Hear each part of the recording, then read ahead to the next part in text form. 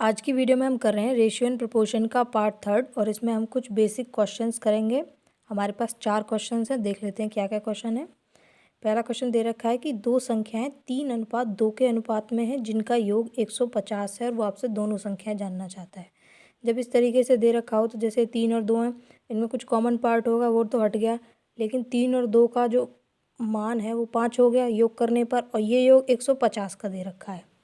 यानी कि एक की एग्जैक्ट वैल्यू कितनी हो गई 150/5 यानी कि 30। तो ये 3 ना रह के 3 गुणा 30 होगा यानी कि 90, और ये 2 ना होके 2 गुणा 30 होगा यानी 60। बहुत आसान सा क्वेश्चन है, कभी कभार इस तरीके के क्वेश्चन भी आ जाते हैं। अगला क्वेश्चन है कि 2000 रुपये को पी क्यू और आर में इस तरीके से बांटना है कि पी को क्यू का दुगना मिले और क्यू को आर का आधा मिले। तो सबसे पहले इस जो भी ये दे रखा है डाटा, इसके हिसाब से हम पी क्यू आर का रेशियो निकाल लेते हैं और उसको हम इसके इक्वल कर देंगे ऐड करके, तो वहाँ से हमें तीनों की वैल्यू मिल जाएगी। तो पहले देख लेते हैं। तो इसने कहा है कि क्यू को आर का आधा मिला है। अगर मैं आर को 2 मान लेती हूँ, क्योंकि 1 मान के फिर आधा करूँगी तो थोड़ा फ्रैक्शन में आ जाएगा और फिर उसको फिर चेंज करना पड़ेगा, तो पहले से ही इसको 2 मान लेते हैं। और क्यू को आर का आधा मिला है यानी क्यू को 1 मिला है, और पी को क्यू का दुगना मिला है यानी कि पी को इसका दुगना मिला है। ये इनका अनुपात हो गया। वैसे कितना मिला है ये अनुपात में 5, और एग्जैक्ट वैल्यू क्या है 2000, यानी 1 का मान हो गया 400। तो यहाँ से हम तीनों का निकाल सकते हैं, यानी 2 का मतलब हो गया 800, 1 का मतलब 400 और इस 2 का मतलब भी हो गया 800, यानी पी को 800, क्यू को 400 और आर को 800 रुपये मिले।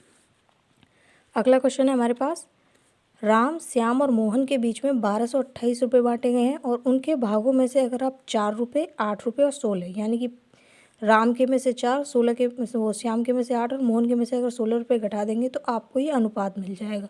और वो जानना चाहता है कि मोहन को कितने रुपये मिले।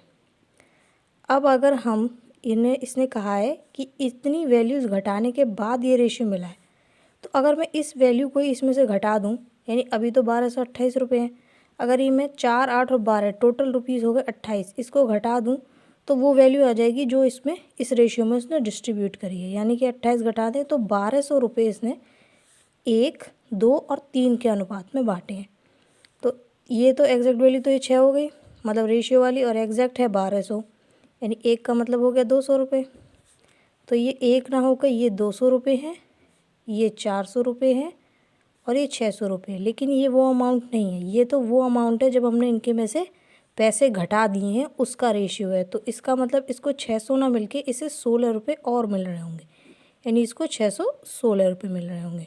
इसका भी निकाल सकते हैं हम, इसे 8 रुपये और मिल रहे होंगे यानी 408, और राम को मिल रहे होंगे 204। अगला क्वेश्चन है हमारे पास कि 3 संख्याओं का अनुपात 2, 3 और 4 है, उनके वर्गों का योगफल 1856 है, तो वो आपसे संख्याएं जानना चाहता है।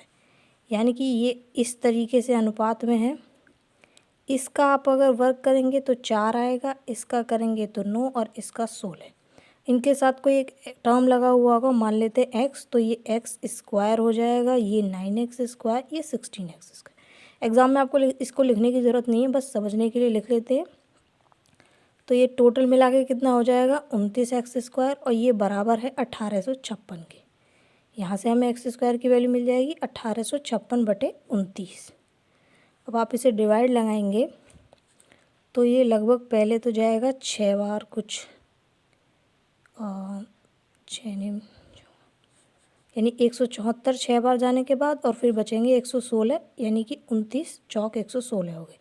एक्स स्क्वायर की वैल्यू अगर 64 है तो एक्स की वैल्यू क्या हो जाएगी 8। माइनस वाला लेने की ज़रूरत नहीं क्योंकि कुछ संख्याएं दे रखी हैं, अगर ऑप्शन में हो तो आप उसे भी ले सकते हैं, क्योंकि जब आप इसका स्क्वायर रूट निकालेंगे तो दोनों वैल्यूज़ आएंगी, पर हम यहाँ पर पॉजिटिव ही लेकर चलेंगे। तो हमारे पास क्या रेशियो था 2, 3 और 4, तो वैल्यूज़ क्या क्या हो गई, एक्स की वैल्यू हमारे पास 8 आई है तो ये होगी 16, ये 24 और ये 32। तो ये हमारे आज के क्वेश्चंस रहे। इसी तरीके के क्वेश्चंस को आप भी प्रैक्टिस कीजिएगा। मिलते हैं अगली वीडियो में। Thank you.